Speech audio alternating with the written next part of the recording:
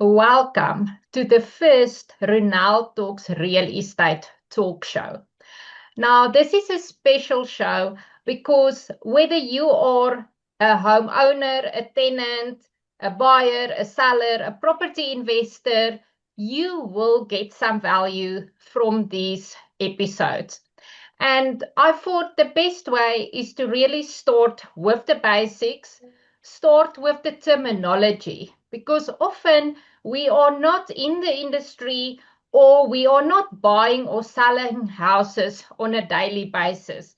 And then suddenly you are confronted with all of these terms that you maybe understand vaguely, but you do not know it exactly. And the better you are educated and empowered on these terms, the more informed decisions you can make.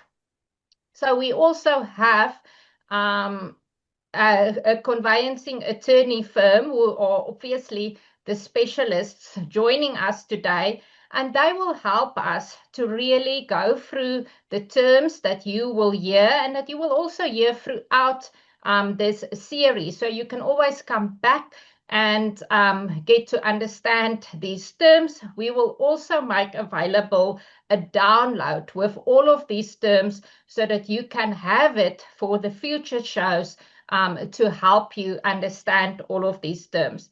Now, today we are fortunate to have Van der Walt Hugo, the attorney firm, with us, and we have Johan Pinaar, who you will still see in some of the future shows. So he's here to help us understand all of these terms.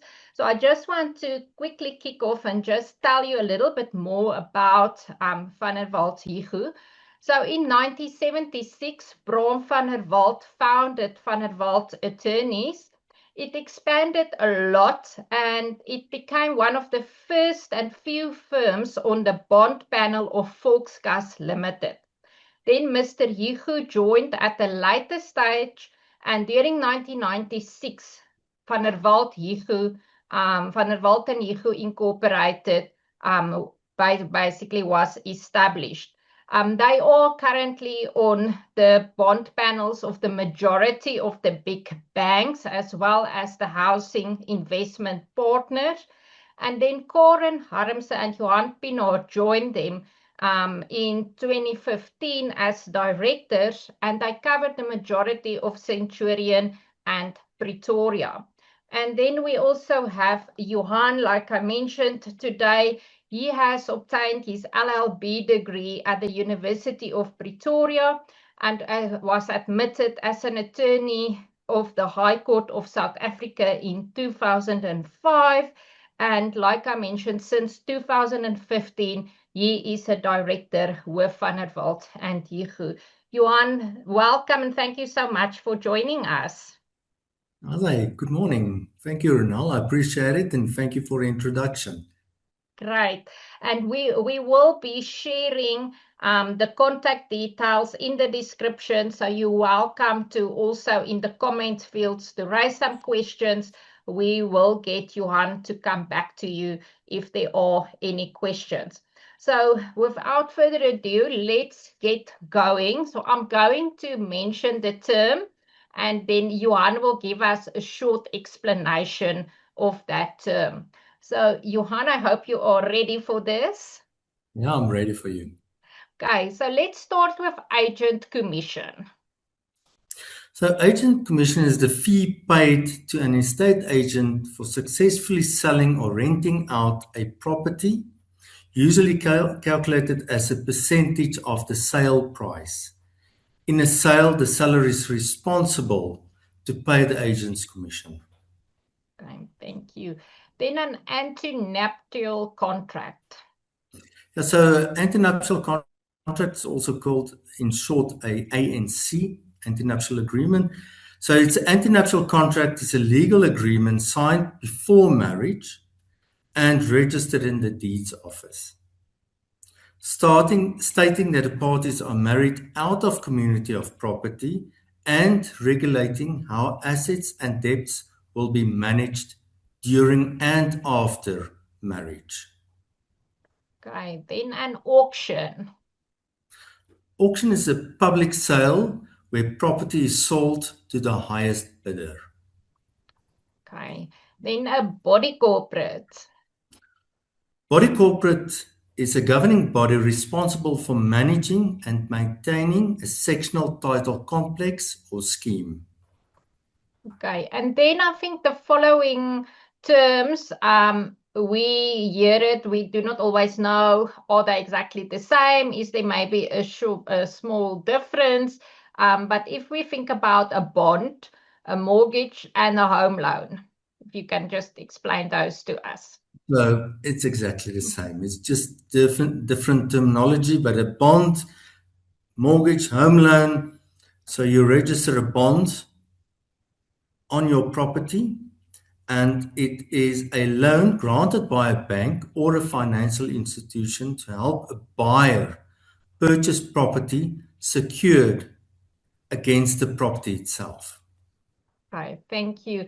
And then we also often hear about a bond attorney. So what does a bond attorney do? Now, a bond attorney is appointed to register a home loan, bonds over a property on behalf of the bank. The bond attorney is being appointed by the respective bank. So if it's a Nedbank or a Standard Bank or an Absa bond, the bank will nominate an attorney to register the bond on their behalf. Okay. And then a bond cancellation. So that is the legal process of cancelling a bond from a property once the home loan has been paid off or the property is being sold. Okay. So that is then also important for people who want to buy a new house or sell their current house, that they need to know they need to obviously cancel their bond, and they need to inform their bank that they will be cancelling their bond.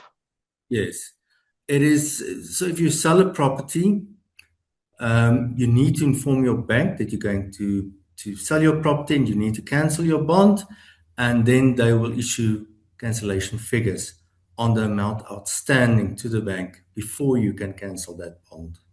Okay. And then bond costs.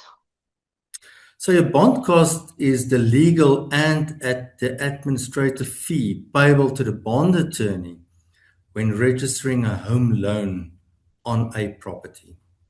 Okay, perfect. And then just to mention here, we have a full episode explaining all of the costs involved, whether you are buying or selling or renting. So look out for this episode coming up. Johan, then also a bond pre-approval. I think often we refer for people to say, okay, do you have bond pre-approval? Do you want bond pre-approval? So maybe just explain that to us as well. So your bond pre-approval is an indication from a bank on how much money a buyer may qualify to borrow before applying for a home loan. So that is, if you know you want to go and buy a property for R1 million, if you want to know if you're going to qualify for that amount, you need to go and do a pre-approval from the bank or a bond originator that will be able to assist you with that. Yeah, and that is really advisable to do that, because then you know your affordability, you don't waste time, you can look at the properties that are in your price range. So that's really a good thing to do. And then you're on bond registration. So bond registration is the process of legally registering a mortgage bond over a property in the deeds office. Okay. And then I know something that often basically take people by surprise, but building insurance. Building insurance, very important. It's insurance that covers the damage to the physical structure of a property caused by events like fire, storms, floods. Okay, yeah, and I think we know kind of lately how many natural disasters there have been. So don't kind of disregard the importance of that. Then also you want the certificate of compliance, or a COC. We often hear those terms. Yeah. So your COC is a certificate confirming that installations such as electrical systems comply with the legal safety standards. So your COC will be, you will get an electrician to inspect the property, and they will issue a COC if they are happy with the installation, the electrical installation of that on that property. Okay. And am I correct in saying that is usually required for your electricity, for electrical fencing, gas and solar installations? Yes. So it can be any of those. So it is a compliance certificate. So all properties do not necessarily have a gas installation or a electric fence.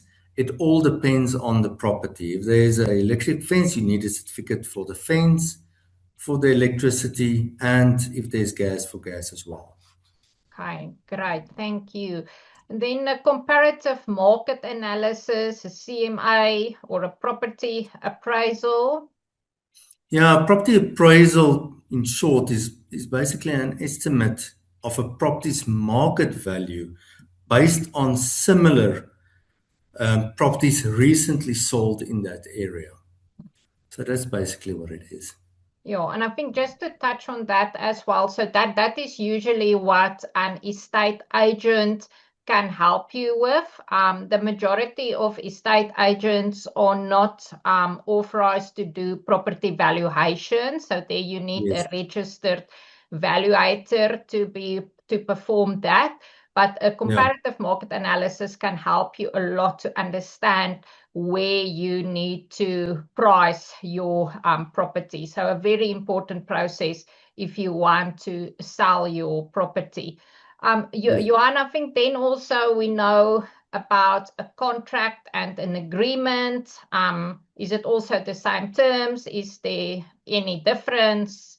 No, contract and agreement is basically the same thing. It's if you sign a offer to purchase, if you sign a contract, at the end of the day, if both parties sign that agreement, it's either called an agreement, depending on the terminology of that contract.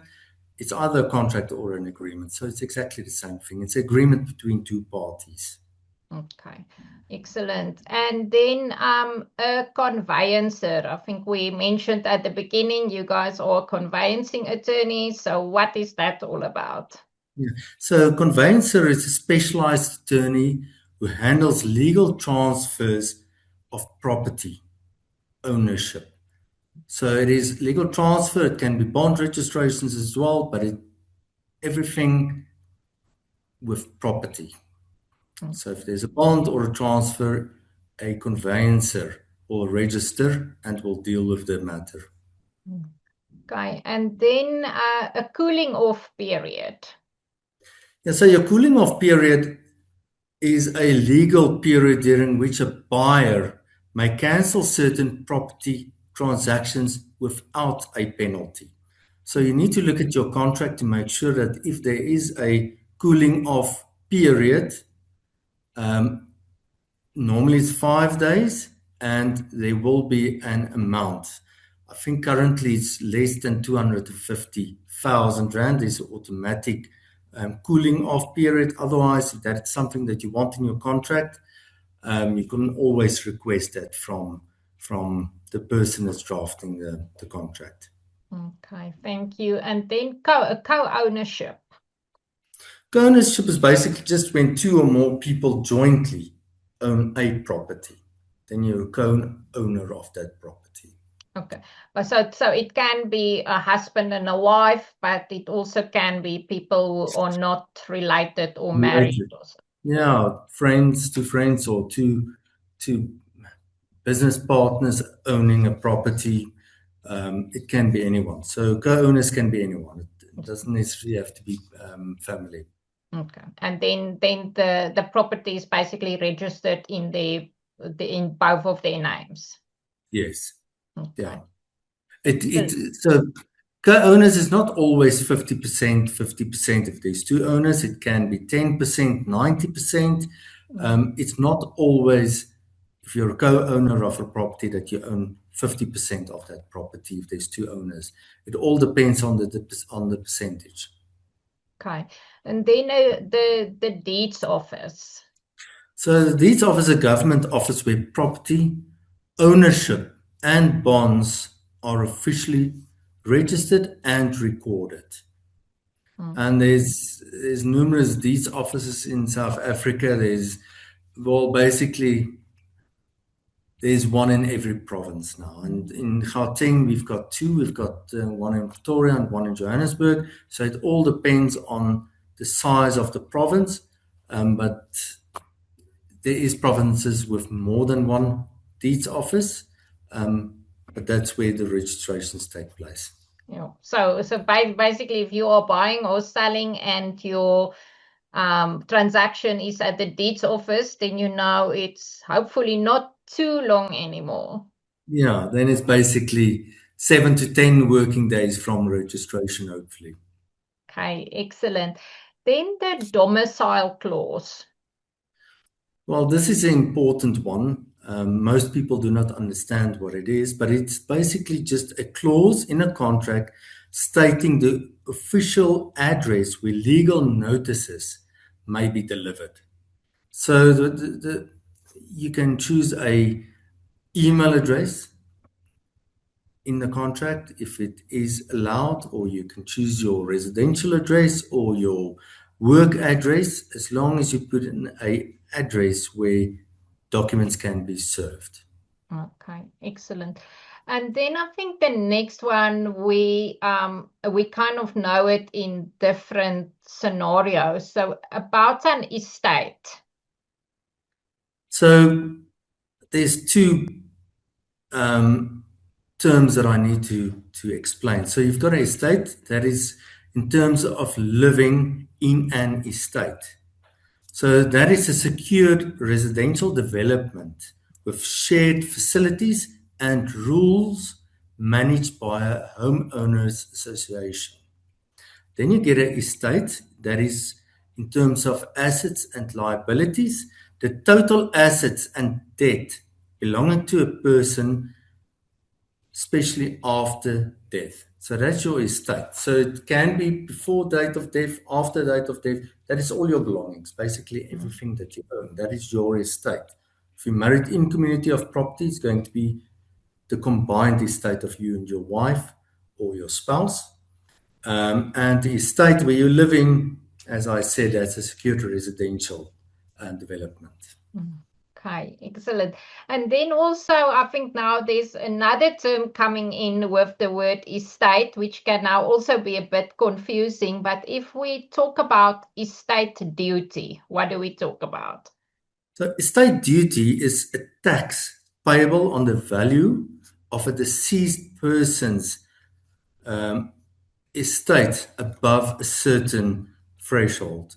Currently, it's 3.5 million rand. So that is basically tax that's paid on a deceased person's property. Okay, excellent. So if you are living in an estate, don't worry, you don't need to pay this yet while you are still alive. Yeah. And then FICA, Johan, I think that term is like in all around.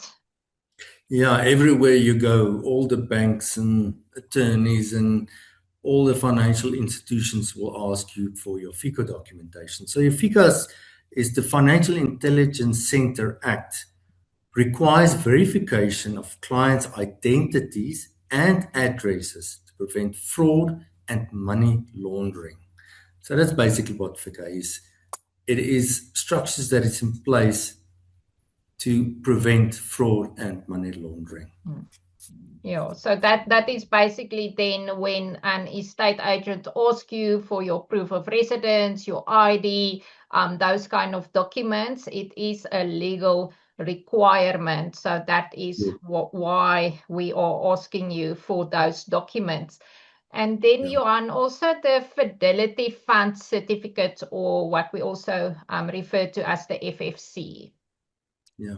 So your FFC certificate providing that an estate agent is legally authorized to operate and covered by the Property Practitioners Fidelity Fund. So without a FFC, you're not allowed as an agent. Attorneys also have FFCs to work, to sell, to sign mandates if you do not have, or earn commission if you do not have a valid FFC. Okay. Yeah, so that is also then if you are appointing an estate agent, make sure that they do have a valid FFC. Then next, fixtures and fittings. Yeah, so this is a clause normally in your offer to purchase. So it's permanent items attached to a property, such as built-in cupboards or light fittings, included in the sale unless stated otherwise. So fixtures and fittings is a fan, an aircon, anything that's attached to that property. If you want to exclude it, you need to write that in your contract that that does not form part of the sale agreement. So that's your fixtures and fittings. Okay. Then I think the next term sounds quite vicious, but like a force majeure. What is that all about? So a force majeure is an unforeseeable event beyond anyone's control that prevents contractual obligations from being fulfilled. So it is an act of God. That's another term that you can use, and that is a flood, a lightning storm, something that no one could have known is going to happen. Mm. And I guess COVID was also classified as. Yes. Yeah. Yes. Okay, in certain agreements, you could have, yes, definitely. Okay. And then freestanding. So freestanding is a property that stands independently on its own earth and is not attached to any other dwelling.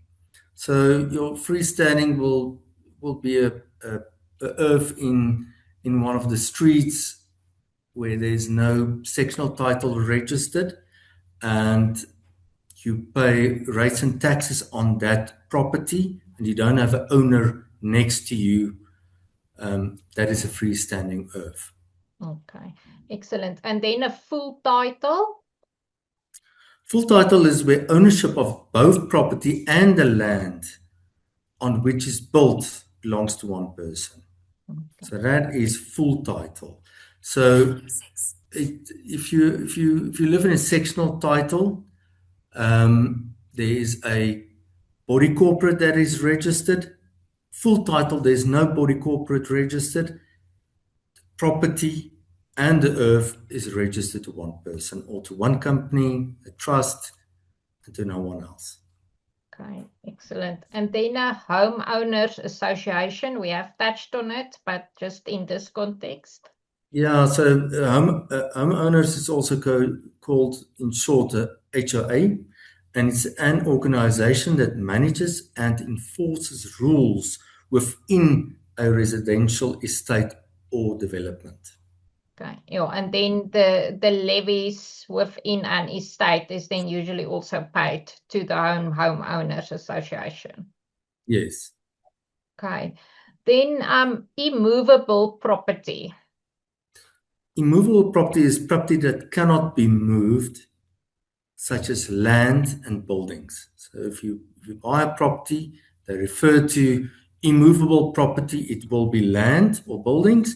And movable property, just to explain, is something that can be moved, like a car or a chair or a table. Okay, excellent. And then immovable property conditions report. I think this is also becoming very important when buying or selling. Yeah, so that is very important to always make sure if there's a transfer and a property is being sold, that the seller completes a property condition report and the purchaser will sign that he accepts all the terms of that report. So it is basically a disclosure document where the seller states known issues or defects with the property. So if there's a broken window, or there's a few tiles missing, or there's a roof leak, that is typically something that you will include into your property condition report. Okay, and that is something that the agent and the seller already needs to complete when listing the property. Yes, and the purchaser will need to confirm, as I said, when he signs the agreement, the offer to purchase or the sale agreement, he needs to sign the property condition report so that the purchaser knows exactly where all the defects, if any, on the property. Okay, excellent. Okay, so I think that is all what we have time for today. We will split it in 2 sessions, and then we will also do a separate session for you where we're going to deal with terms that's specific to investment properties. So, Johan, thank you so much for joining us today, and we're looking forward to our next session to learn more about all these important terms. Thank you, Ronelle. Enjoy the day. Thank you.